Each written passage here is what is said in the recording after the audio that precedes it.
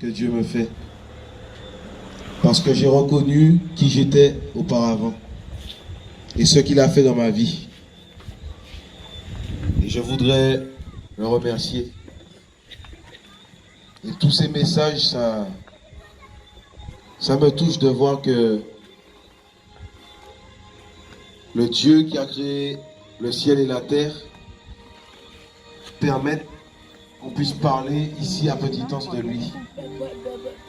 Je crois qu'il veut vraiment interpeller le quartier et toucher le cœur de ses enfants.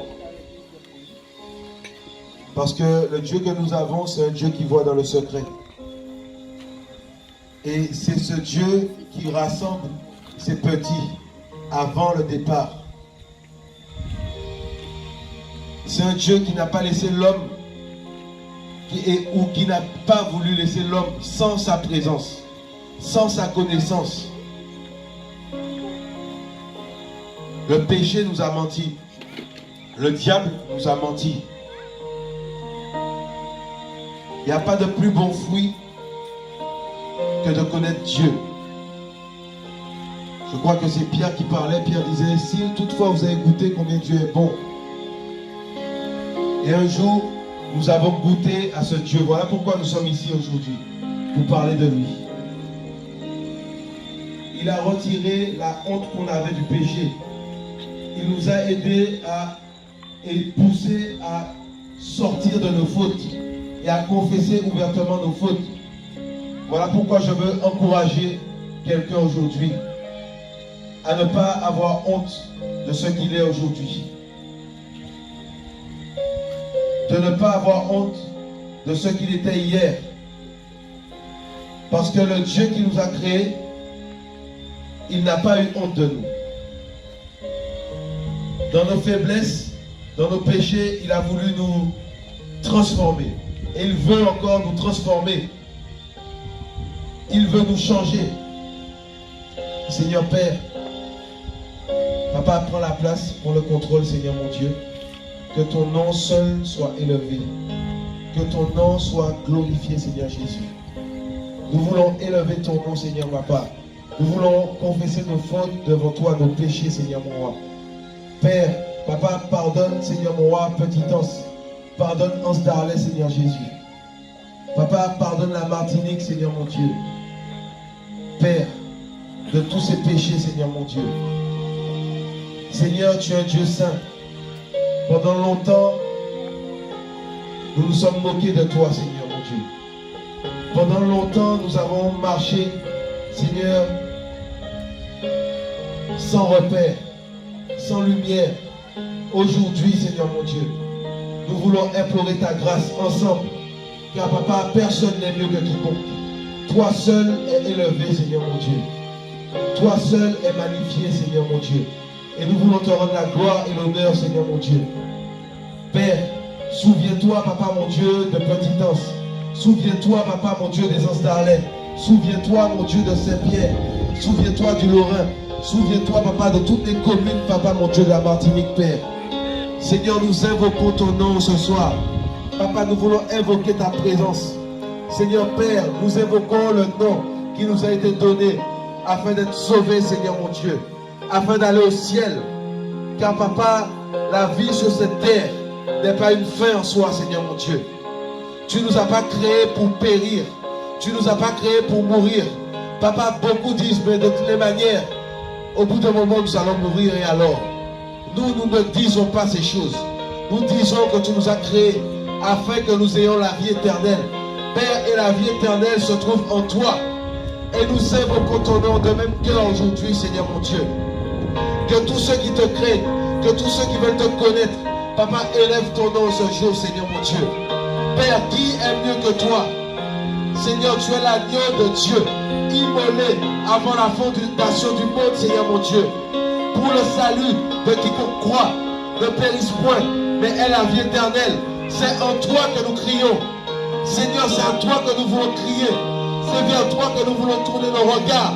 Pas vers un homme, pas vers, Papa, une prédication, mais vers celui qui nous a donné la vie. Celui qui est descendu pour nous. sauver, Seigneur mon Dieu. Celui qui est descendu pour nous arracher des ténèbres et nous amener vers sa lumière, Yeshua. Et c'est à toi que nous voulons crier ce soir. C'est vers toi que nous voulons, Seigneur mon Dieu, Papa, élever nos cœurs. Seigneur, c'est toi que nous voulons acclamer ce soir, mon Dieu. C'est toi qui dois être vu, Seigneur Jésus. C'est toi qui dois être glorifié, Seigneur mon Dieu. À toi la gloire, à toi la majesté, Adonai. À toi la gloire, Seigneur Jésus-Christ. Tu es Dieu, tu es élevé, Seigneur mon Dieu. Nous voulons nous faire petits devant toi. Nous voulons nous incliner devant toi, Seigneur Jésus. Oh Dieu de gloire, que nos cœurs, Papa, t'élève, Seigneur. Que nos cœurs soient disposés, mon Dieu, mon roi. Malgré notre âge, Seigneur, nous voulons élever ton nom. Papa, que nous soyons grands, vieux, petits, nous voulons te dire merci, Adonai. Papa, ta parole dit, David dit que tous qui respirent louent l'Éternel. Parce que dans sa jeunesse, il avait compris que tu étais sa force, que tu étais son bouclier. Père, beaucoup évoquaient ton nom. Le peuple d'Israël évoquait ton nom. Les grands frères de David évoquaient ton nom. Le père de David évoquait ton nom. Oh Jésus. Mais tu as vu David qui était à côté des brebis, qui était méprisé, rejeté des hommes. Oh Jésus. Tu es celui qui voit dans le secret, Seigneur. Voilà pourquoi, mon Dieu, nous voulons persévérer avec toi. Voilà pourquoi, Papa, même si nous ne sommes pas exposés, Père, nous voulons te prier encore. Voilà pourquoi, même si nous n'avons pas de beaux habits, nous voulons, Seigneur mon roi, élever ton nom. Même si nos habits sont sales, Seigneur. Mais toi, tu es le Dieu qui va au cœur. Tu es celui qui restaure les cœurs. Et nous implorons ta grâce sur ce quartier, Papa. Nous implorons ta grâce, Adonai, sur cette ville. Nous implorons ta grâce sur le nord, sur le sud, sur, Papa, mon Dieu, le centre. Oh Dieu de gloire, tu es le Dieu des îles. Tu as pensé aux îles dans ta parole. Tu as dit îles, écoutez ma parole. Écoutez ma parole. Je reviens bientôt, dit Yahweh. Je reviens bientôt. Écoutez ma parole. Je reviens. Je suis à la porte. Et je crie à vos cœurs que celui qui entend ma voix n'endurcit pas son cœur. Oh Seigneur mon Dieu, il y a un jugement sans précédent sur ces Antilles que nous convoitons. Ça va être dur, ça va être terrible, pénible. Et Jésus recherche des adorateurs, des hommes et des femmes qui ont compris que sans lui, ils ne sont rien. Que leur vie n'est que poussière, que leur beauté est éphémère.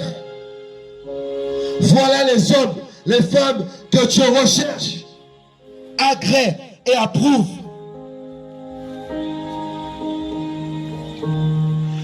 Les richesses de ce monde périront. La beauté de ces îles sera dévastée, mes amis. Parce que Dieu est celui qui crée, mais il est celui qui détruit aussi.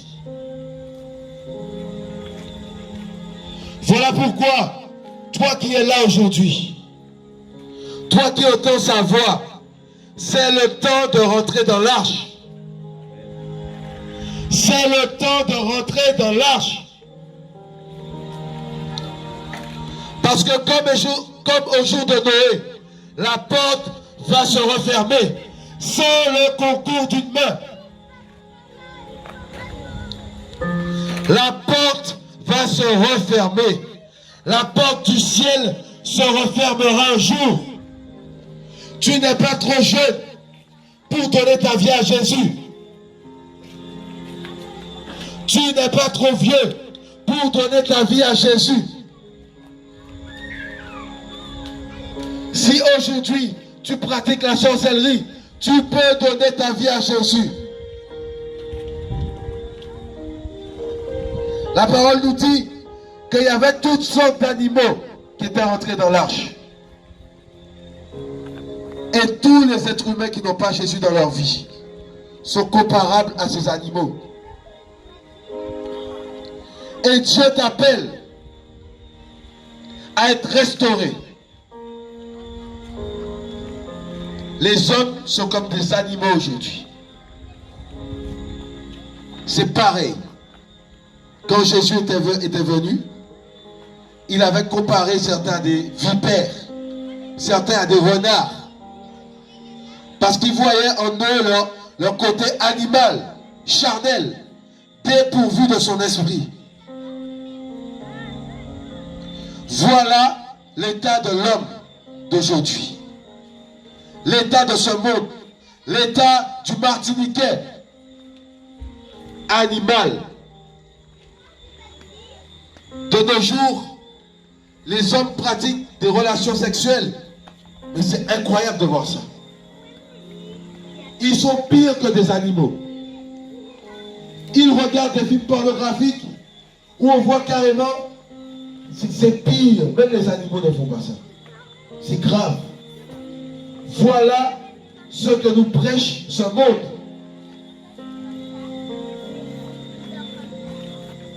Voilà pourquoi Jésus-Christ est venu.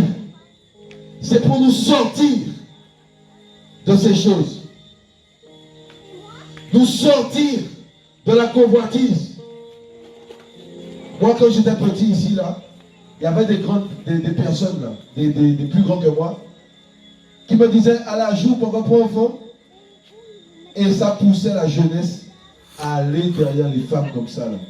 Ça poussait les jeunes à avoir des rapports même avec leurs cousins, leurs cousines. C'est grave. C'est ce qu'on nous a appris ici. Et quand Jésus m'a touché, c'était incroyable. Je me suis rendu compte de mon état. Ce matin, j'étais en train de parler avec une dame qui tient la coopérative ici, là. Et elle me voyait, elle était contente. Et on rigolait ensemble. Et elle me disait, toi là, avant, là, tu étais un voyou. Hein. Tu étais un voyou. Mais là, je vois qu'il y a quelque chose qui a changé. Wow, il y a quelque chose qui a changé en toi. Et elle riait. On a partagé ensemble, on parlait de Jésus ensemble. Jésus-Christ veut nous changer. Il veut nous sortir de cet état animal et nous ramener à un état spirituel où nous entendons la voix de Dieu, où nous comprenons la voix de Dieu, où nous comprenons sa volonté. Voilà pourquoi il veut nous interpeller ce soir. Il veut toucher notre entendement. Il veut ôter nos scories, nos bactéries, épurer nos caractères. Combien de mères ont été délaissées avec leur progéniture, avec leurs enfants, rien que dans ce quartier. Je ne parle même pas de la Martinique. Il y a un frère qui est arrivé ici, il a dit, en Martinique, il doit avoir au moins que 2% de mariage. C'est grave. C'est la vérité. Les gens ne se marient même plus. Il n'y a plus l'amour. Parce que plus le péché prend place dans les cœurs, eh bien, moins il y a de l'amour. Voilà pourquoi Dieu vient nous séparer de ce péché. Pour pouvoir planter son amour dans nos cœurs. Voilà pourquoi hier, beaucoup ont trouvé que nous étions durs dans nos propos. Mais toutefois pas nous. Moi, je n'ai rien préparé. Mon frère qui a parlé tout à l'heure n'a rien préparé. Parce que nous voulons expérimenter la parole de Dieu. Qui dit, ouvre ta bouche et je la remplirai. Il est assez puissant. Et seuls les cœurs qui sont disposés vont entendre ces paroles. Voilà pourquoi c'est le temps de se confier en Dieu. De crier à lui devant les hommes? Non. Dans un bâtiment? Non. Fais-le chez toi déjà. Cherche Dieu chez toi. Tu n'as pas besoin d'allumer une bougie. Tu n'as pas besoin d'avoir un chapelet à la main. Tu n'as pas besoin d'avoir une statue devant toi. Parce que Dieu est esprit. Il te voit. On va prendre un verset. Matthieu 6, à partir du verset 5.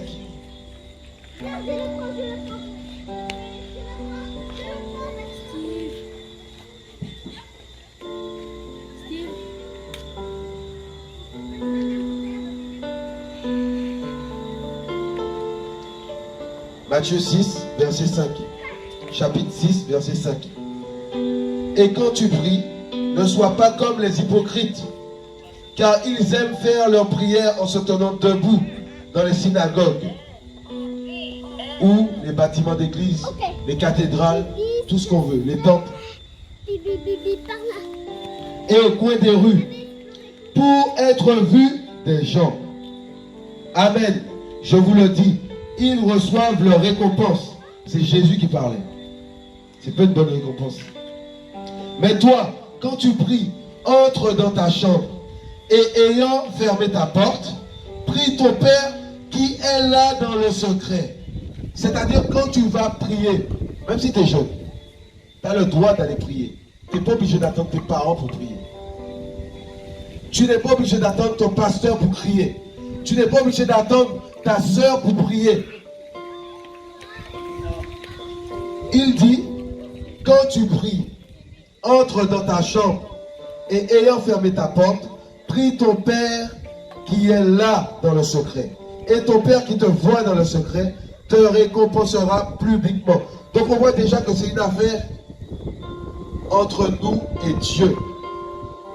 Parce que cette même parole dans 1 Timothée 2 verset 5 dit que le seul médiateur entre Dieu et les hommes, c'est Jésus-Christ homme, sachant que Jésus-Christ est Dieu. Parce que cette même parole nous dit que Dieu s'est manifesté en chair. Donc Dieu n'est pas un homme, parce que Jésus-Christ dit qu'il n'est pas un homme pour mentir et le fils d'un homme pour se repentir. Donc à la base, Dieu c'est pas un homme. Mais pour ôter nos péchés, il s'est manifesté dans la chair d'un homme. C'est ça la justice de Dieu. Et il a marché sur cette terre comme nous. Il a pris nos péchés parce que lui-même était sans péché. Il n'a pas péché. Et il est mort à notre place afin de nous donner la vie éternelle. Beaucoup de personnes entendent ça aujourd'hui et disent mais c'est du n'importe quoi ce qu'il va faire. C'est grave. Nous avons besoin de la révélation de Dieu. Et cette révélation se fait avec un cœur sincère. Si tu ne crois pas que Dieu existe, tu peux aller dans ta chambre. Tu peux t'isoler et crier à lui. Et tu feras une expérience avec lui. Un jour, j'étais en France. J'étais chez moi. Et j'ai une pensée comme ça, il faut que j'aille faire un peu de vélo. Je me dis, mais sa pensée, elle était là, elle était forte. Je ne savais pas que c'était Dieu qui voulait qu'il y aille. Dieu ne nous dit pas tout. Hein. Il n'est pas obligé de nous parler. Mais il veut qu'on ait foi en ce qu'il met dans nos cœurs, en sa parole. Et j'ai une pensée forte, d'un coup comme ça, d'aller faire un peu de vélo. Et je vais faire du vélo. Je passe par beaucoup d'endroits. Et à un moment donné, je trace ma route. C'était à côté de la Marne, pour ceux qui connaissent, à Neuilly-sur-Marne. Et je vois un jeune homme, c'était un métropolitain. Il était seul assis sur un banc. Et je passais, je faisais ma route, je voulais rentrer à la maison, il était tard.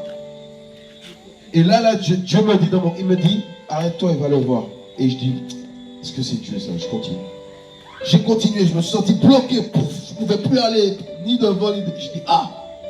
Je dis, bon d'accord Seigneur, c'est bon, je retourne. Et je vais voir ce jeune homme. Et je viens à côté de lui. Je lui Je dis bonjour, ça va? Il me dit oui. Il était impressionné. J'ai dit, tu sais que Dieu t'aime? Il me fait, oh! J'étais en train de me poser des questions par rapport à Dieu. Il était dépassé, il était choqué. Il m'a dit, mais comment? Il ne comprend pas.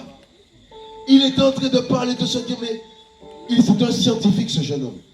Et il était en train de se dire, mais quand même, je crois quand même qu'il y a un Dieu quand même. Je crois qu'il y a un Dieu. Et c'est ce qu'il se disait dans sa tête. Il était retourné. Et nous sommes restés plus de 2 heures en train de parler. Il avait des questions, on est resté, on a échangé. Et j'étais bouleversé dans mon... J'ai dit, waouh, en fait, Jésus a entendu ce qu'il était en train de dire. Et il m'a carrément freiné, je ne pouvais plus avancer. Pour aller lui parler de son nom. Parce que Dieu a un nom. Il parlait à Dieu, il disait, je sais qu'il y a une force qui est plus puissante, je sais. Il n'est pas venu avec ses bagages, sa religiosité, tout ça. Il est venu avec ce qu'il avait dans le cœur. Quand il regarde le ciel, quand il regarde, il se dit, mais non. Et il était incompris des autres. Donc il était souvent isolé. Et quand je suis venu, pendant que j'étais à côté de lui, Dieu me parlait clairement. Il me disait son état. Il me disait, c'est quelqu'un qui était isolé. C'est quelqu'un qui a été rejeté. Et je dis, wow. Et pendant qu'il était en train de me parler, le Seigneur, lui là, il était en train de me dire, en fait, je suis beaucoup, les gens me comprennent. J'ai dit, wow. J'étais retourné. J'ai dit, Dieu le connaît, ce jeune homme. Parce qu'il cherche Dieu dans son cœur. Et aujourd'hui, beaucoup d'entre nous, c'est ce que nous ne faisons pas. Nous avons une relation horizontale. Nous nous réveillons. Effectivement, nos yeux là, c'est une vision horizontale qu'on a en premier. Donc on se réveille, on voit la porte. On ouvre la porte. On voit la cuisine. On ouvre la porte du frigo. On est comme ça. On est comme ça. On sort, on voit la belle voiture. Waouh! Quelle belle voiture! On voit le bâtiment. Eh bien, il a construit une nouvelle maison. Ça dure comme ça pendant 8 heures dans la journée. On conduit, on a les yeux fixés sur la route. Nos yeux ne sont plus fixés vers le ciel, vers Dieu. Quand on se réveille, notre cœur n'est pas fixé vers Dieu. Et on peut passer beaucoup de temps à chercher les choses de la terre, à contempler les choses de la terre, mais sans contempler notre Créateur. Et c'est ce qu'il attend. Parce que la nature, premièrement, nous témoigne qu'il y a un Dieu qui existe. Dernièrement, là, j'ai pris l'avion pour venir ici, en Guadeloupe, premièrement. Je regardais l'étendue, la masse nuageuse qu'il y avait. Et les nuages, pour information, pèsent des tonnes et des tonnes. Pourtant, ça tient dans le ciel. C'est incroyable. Est-ce qu'on se rend compte quand même que nous avons un Dieu qui est humble? Il crée toutes ces choses pour qui? Pour les animaux? On peut dire oui. Pour les insectes? On pourra dire oui. Mais qui domine sur ces choses? C'est nous. C'est par amour qu'il a créé toutes ces choses.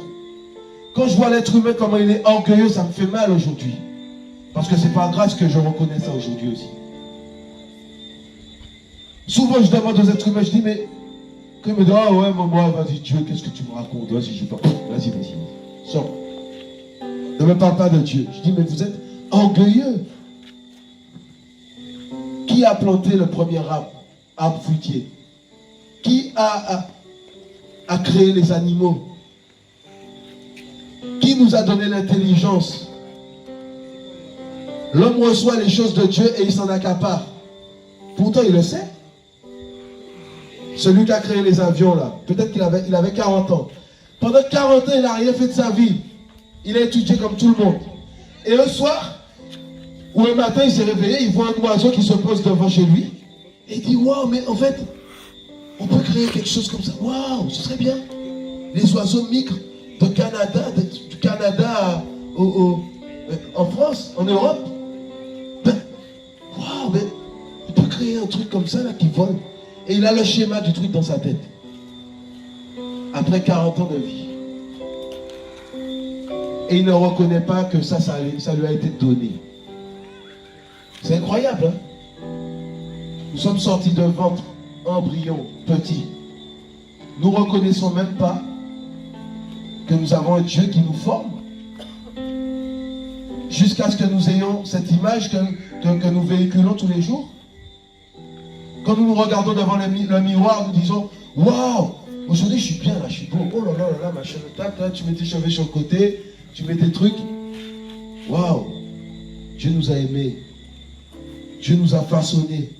Il nous a créés. Et nous devons reconnaître ces choses.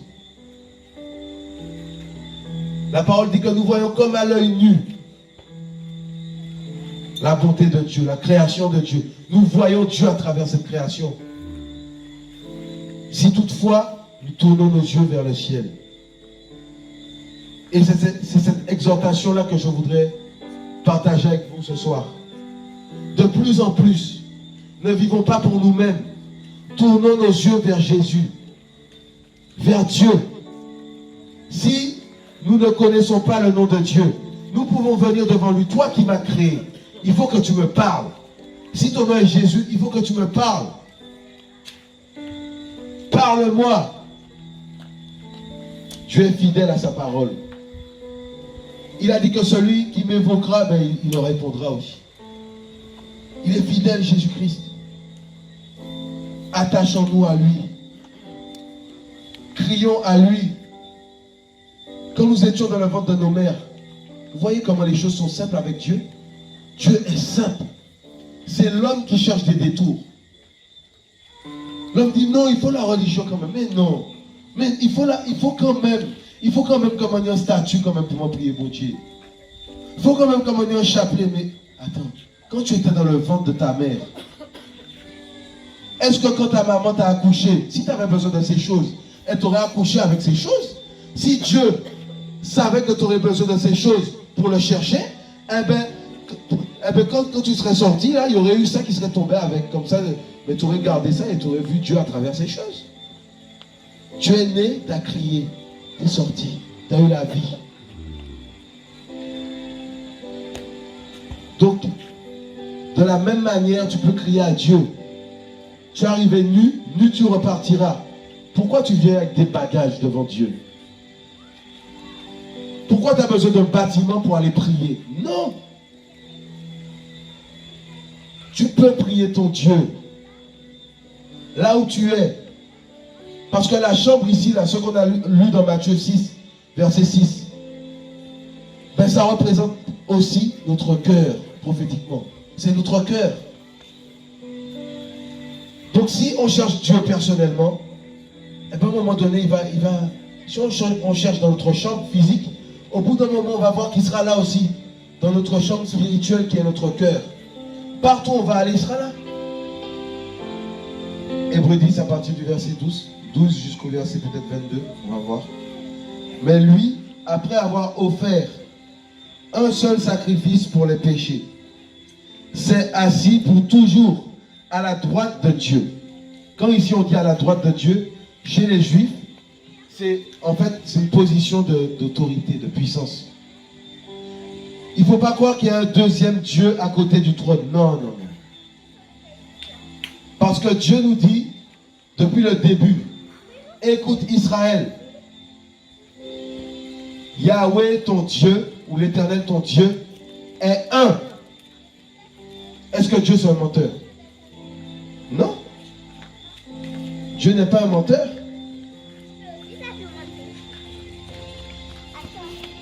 Verset 13, attendant désormais que ses ennemis soient mis pour le marchepied de ses pieds. Car par une seule offrande, il a rendu parfait pour toujours ceux qui sont sanctifiés. Sanctifiés, c'est aussi ceux qui sont mis à part pour lui. Et c'est aussi ce que le Saint-Esprit nous témoigne.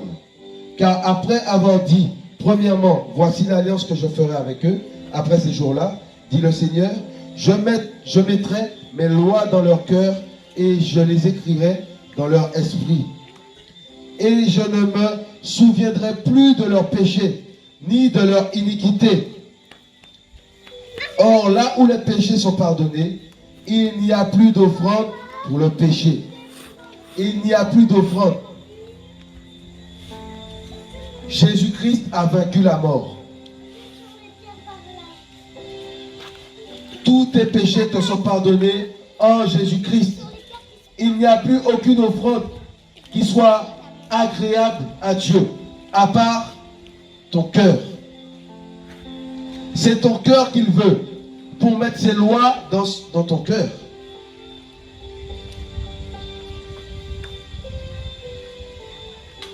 Ainsi donc, verset 19, mes frères, nous avons la liberté d'entrer dans le Saint des Saints au moyen du sang de Jésus.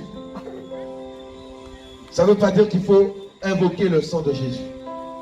C'est Dieu, le sang de Jésus représente la vie. Comme l'eau, la parole représente la vie. L'Esprit de Dieu, la vie. Et beaucoup aussi ont fait une doctrine avec ces choses.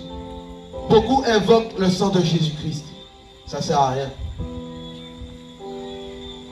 Dieu nous a donné un nom à invoquer.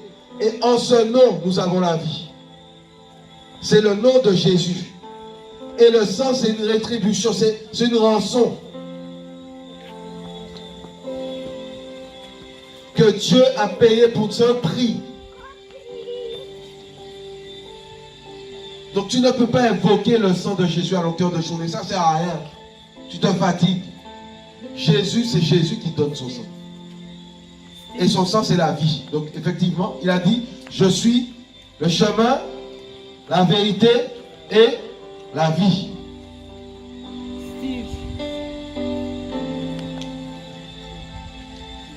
Verset 20. Donc je reprends verset 19. Ainsi donc, mes frères, nous avons la liberté d'entrer dans le Saint des Saints au moyen du sang de Jésus, par le chemin nouveau et vivant qu'il a inauguré pour nous au travers du voile, c'est-à-dire de sa propre chair. Waouh! Et ayant un grand prêtre établi sur la maison de Dieu, donc pourquoi chercher un autre prêtre? C'est Jésus le grand prêtre. Avant, ceux qui exerçaient la prêtrise du temps d'Israël, en fait c'était une préfiguration, en fait, on va dire, de la venue de Christ, qui allait être notre grand prêtre, comme Aaron l'a été.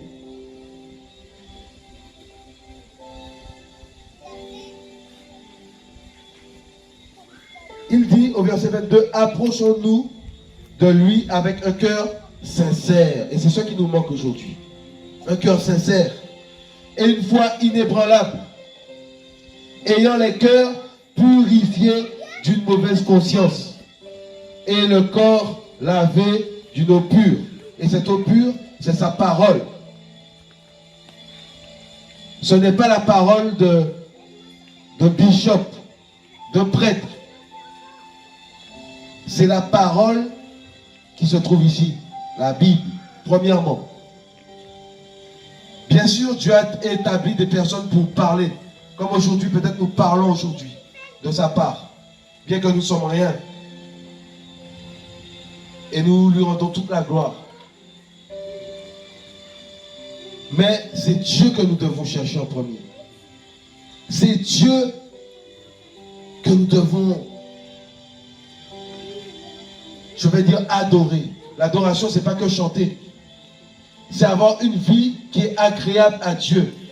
Une vie consacrée à Dieu. Les adorateurs, ce sont des gens qui ont tout délaissé pour suivre Dieu, sa parole.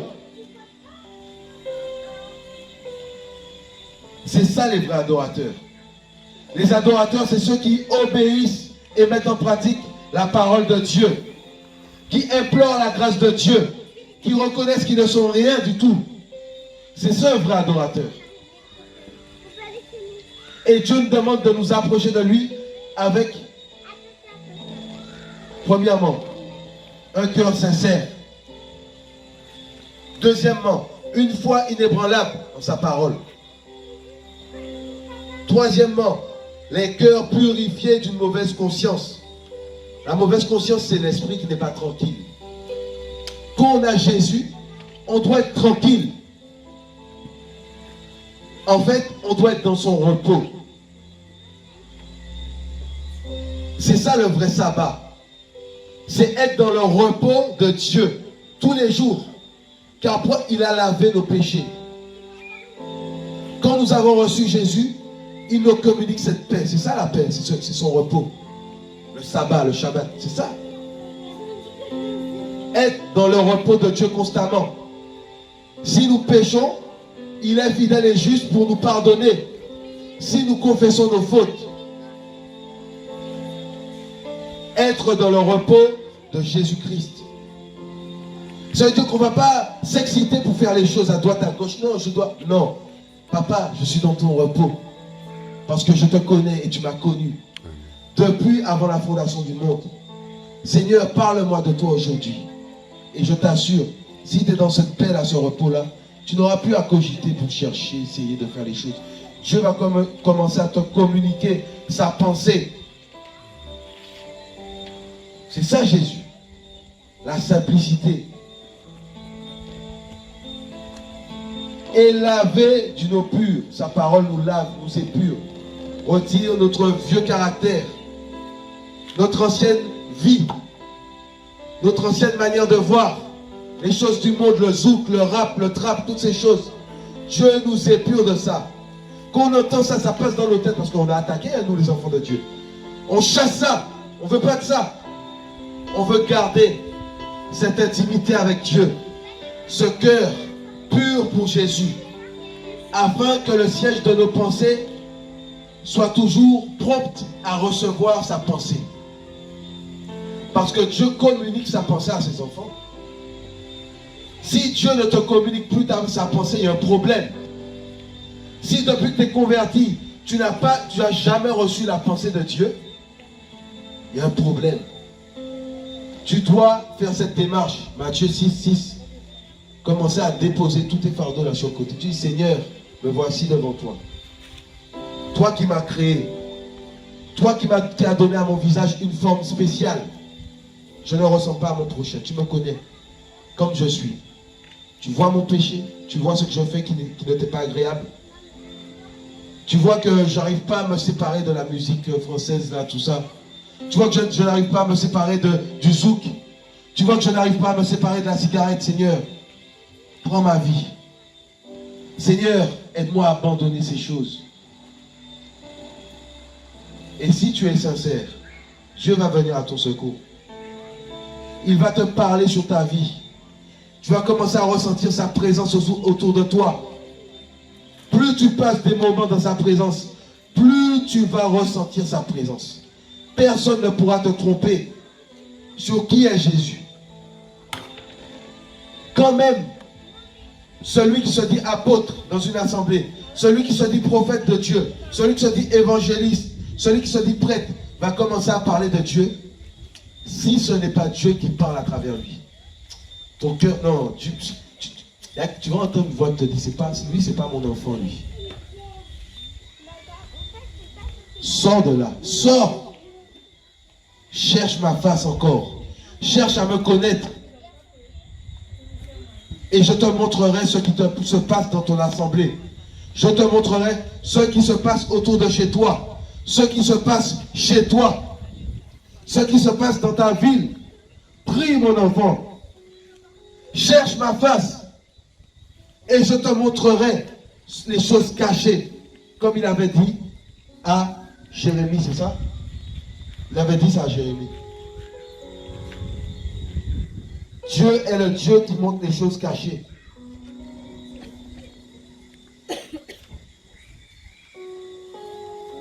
Avant que je vienne ici, bien longtemps avant déjà, le Seigneur m'a montré beaucoup de choses par rapport au quartier. Il m'a beaucoup parlé par rapport à ce quartier.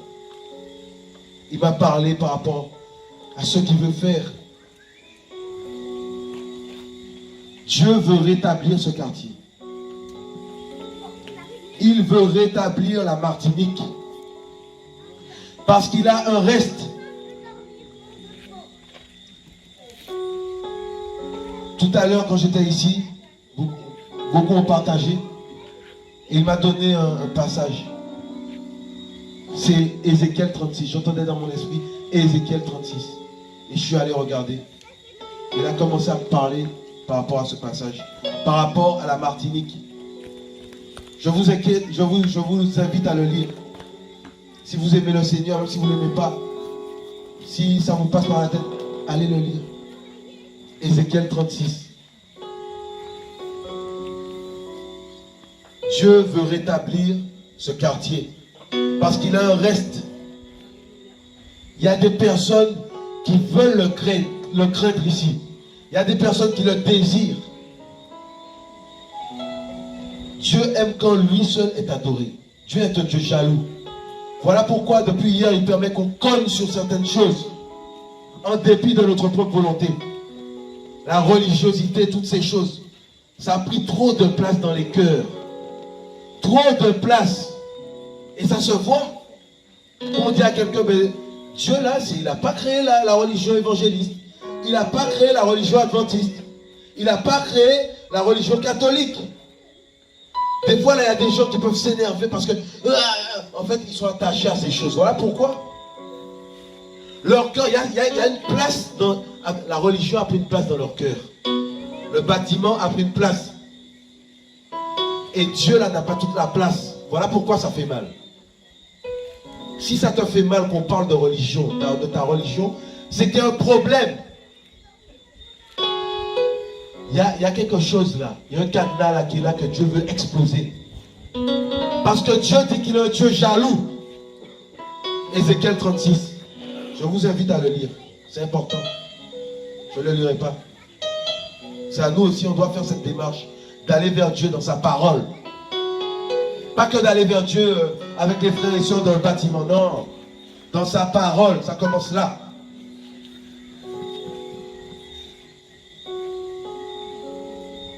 Père, papa, je te bénis.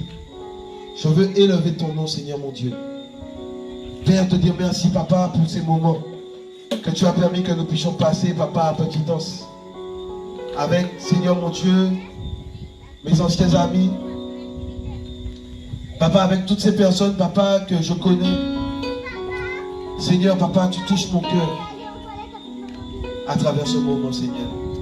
Et je voudrais te dire merci, Seigneur mon Dieu. Merci, papa, pour toutes les personnes que tu nous as permis de rencontrer. Les sœurs, les frères, Seigneur mon Dieu, qui t'aiment et qui te craignent. Papa, mon Dieu, malgré nos défauts, Seigneur mon Dieu, tu connais le plus profond de nos cœurs. Oh Seigneur mon Dieu, tu es merveilleux. Oh Jésus. Reçois la gloire, Jésus. Reçois l'honneur, la majesté. Merci, papa, pour ce moment. Merci pour ma famille. Papa, que tu réunis. Papa, tu dis comme la poule. Seigneur, tu as voulu rassembler Israël. Mais Israël s'est détourné, Seigneur, de toi.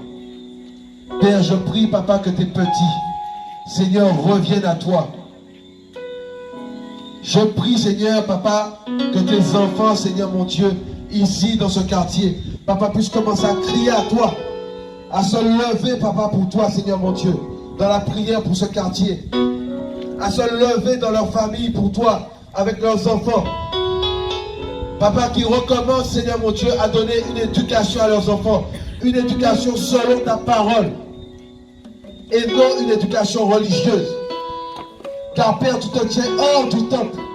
Tu te tiens hors, papa mon Dieu, Seigneur, papa, des synagogues, des temples faits de mes hommes. Tu as dit à David, qui me bâtira une maison? Le ciel est son trône. Le ciel est son trône. Le ciel est son trône.